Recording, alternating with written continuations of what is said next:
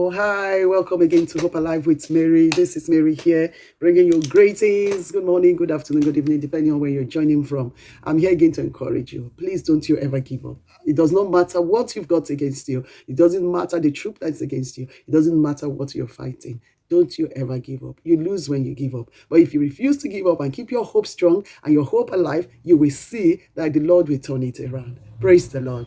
Today I'm here again with a fantastic message again for you guys. And it is a simple one. And it says, choose your fight.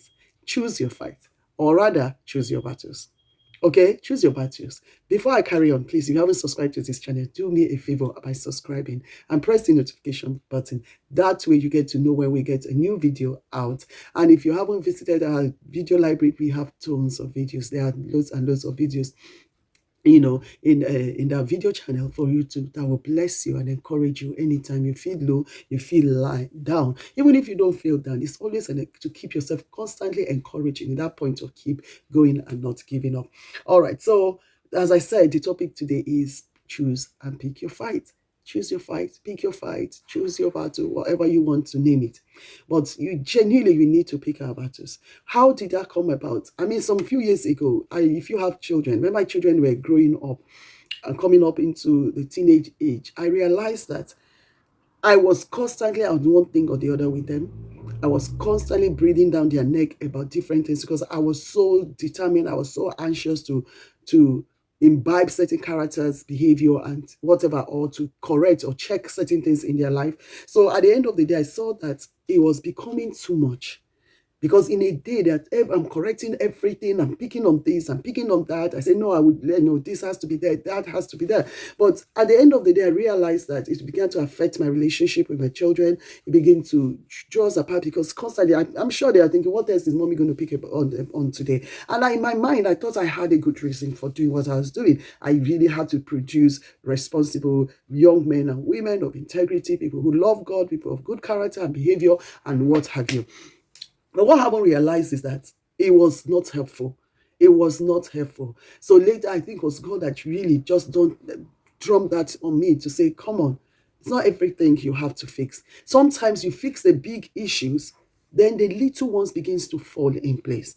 Focus on the things that matters the most. What are the areas that are non-negotiable? What are those things that you really need to work on? That if you work on that, then these little other things that you're worrying yourself so much about, they will fall in place. And I thought about it, and I thought that was true because at the end of the day, I was exacerbating so much energy, so much strength, so much whatever, and it wasn't even effective because at the end of the day, I was fighting too many things at the same time.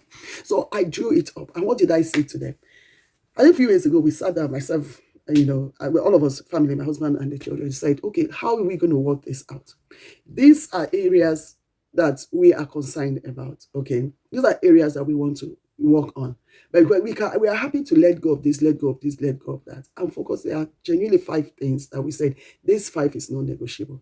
If we can all have an understanding in these 5 areas, then we are good to go. Because we believe that if those 5 things are in place, every other thing will fall into place. And exactly that was what we began to do. So recently I had a cause to begin to think about, that principle. And I thought to myself, this same principle is applicable in every area of my life as well, not just in my parenting, even spiritually, even issues with people.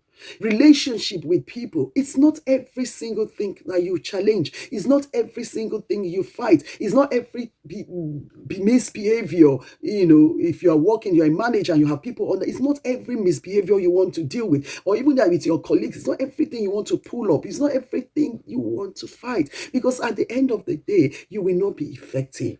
And also in terms of challenges that you have in life. One thing the devil is good at is to multiply issues in your life.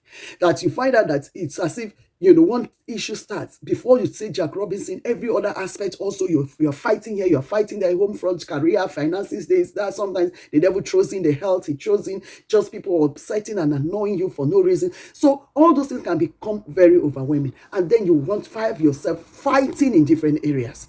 And the reason why sometimes you feel so overwhelmed and you are really like practically burying or yourself under the weight of those issues is because you chose to fight every one of those battles.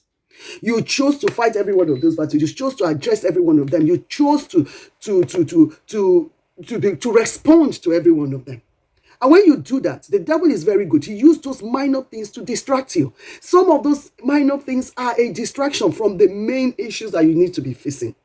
And what's the story that came to mind? I would keep this video short as usual, but I quickly will share with you this scripture. 2 Samuel chapter 16 from verse 5. This time, David was somebody we know was known to battles. David fought battles. David had all manner of challenges in his life. If there was any king in the Bible, in the history of the Bible, who fought battles, was David. David fought so much that the Bible said, God said he had so much blood in his hands, so he was not going to let him build the temple. But the same David was so wise and sensitive that he knew it was not all the battles that he had to fight. For instance, the first battle that ever challenged him, okay, we knew David started fighting from a young age. He fighting the lions, the bear, and whatever, fought Goliath. But when Saul came, he chose not to fight. He chose not to fight. He realized that Saul, even though he was like a big enemy, no, he was going to let God step in that situation and ignore that situation. Then going further on, eventually we saw how God fought for him, and Saul died, he was enthroned. But then leading on again, we saw that his son down the line, Absalom, there was a treason that happened. Absalom, there was a treason coup. Absalom took over the throne. David became a fugitive. David became had to be thrown out of the kingdom, and he was running away from his son. Bible described David men as mighty men. You need to go and read about these men and their strength. This little man, I'll call him little man, just one man, dared to stand against David. Shimei is his name. Shimei, the son of Gera. Shimei, the Bible says he was cursing, swearing, cursing David continuously and his men. The Bible says, verse 6, and he threw stones to David and all the servants of the king of King David, and all the people and all the mighty men who were on his right and on his left. This man was throwing stones. This man was cursing. This man was swearing. He was calling David all manner of imprintable names. So the men began to mad. Abishai, son of Zeruiah, came to David and said, who is this man? He should be a dead dog. Allow us to go take off his head. And that was a little thing. These are people who have fought great armies. Who is this man? But David said, no, we are not going to do that. David refused that they kill this man. And I like what David said. David said, do you know if it was God that ordered him to do this to me? Do you know if this man, all he is not a battle from the enemy? It was something that God has allowed in my life to check my life. There are certain battles that not necessary from the enemy. It might be like from the enemy. Sometimes God allow it for a reason in your life. And that was what David detected. He said, why am I going to fight him? No. Then he made a statement that I liked so much. In verse 12, he said, it may be the Lord who he said, it may be that the Lord will look on my affliction, and that the Lord will repay me with good for this cursing this day. And truly, was that not what happened? Eventually, Absalom died. David had no hand in it, because David chose not to fight Absalom. David chose not to fight Shimei.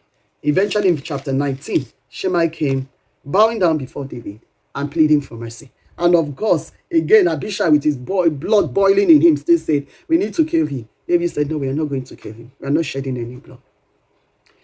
I said again, David was a mighty warrior. But David was wise to choose this battle. David knew which one was not there to destroy him, but was there to shape a character in him. And that was somebody like Abishai. David learned forgiveness with Abishai. David learned mercy with Abishai. David said that God might look on this same thing and show me mercy. And it was exactly what happened. God showed him mercy and restored him back to the throne. Again, I say to you, look in your life. Look on the challenges around you and look at how you have expanding yourself or tearing yourself apart just to fight all those battles. Sometimes you need to overlook certain comments. You need to overlook certain insinuations. You need to overlook certain even direct insults. You need to walk away. It's not all battles that are for you to fight. Walk away from certain things and focus on what matters. Shimei was a distraction to David at that time, and David said, I'm not going to waste my time fighting this. I'm going to let's leave that to God and focus on what is important. So I hope that was a blessing to you. If it was, please leave me a comment.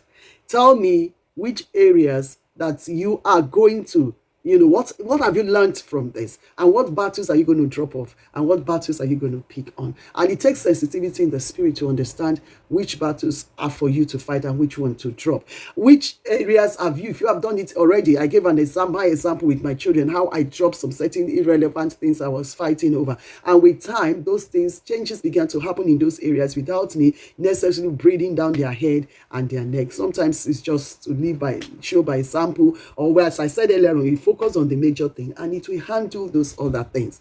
David was focused on returning back to the throne without a fight, and truly that was what God did. And the wisdom of God, the counsel of Ahithophel that failed and everything, David got his throne back. And these minor ones like Shimei, they came down bowing back to him. So that's an advice to you. Plus, so as I said, leave me a comment, tell me what you have learned, which areas have you also implemented this already, or which areas will you be implementing it. And let's be a blessing to one another. Don't forget to share as well. Don't forget to like. Don't forget to subscribe. God bless. I'll be on your way again very soon. Bye bye.